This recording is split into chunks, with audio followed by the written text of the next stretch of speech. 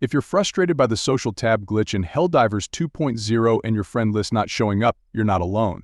But fret not, we've got some quick fixes for you. First, enable crossplay in your game settings.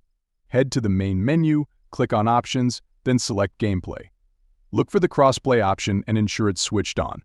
This allows players from different platforms to appear in your social tab. Next, make sure your game is up to date.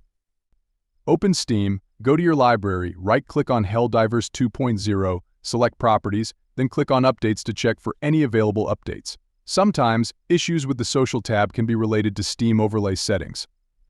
Ensure Steam overlay is enabled for Helldivers 2.0 in your Steam settings, and ensure your Steam friends list is visible and synced with the game. Occasionally, corrupted game files can cause problems with the social tab. Verify the integrity of the game files through the Steam client to ensure all files are intact and functioning properly. There you have it. Follow these steps to troubleshoot and fix the social tab issue in Helldivers 2.0.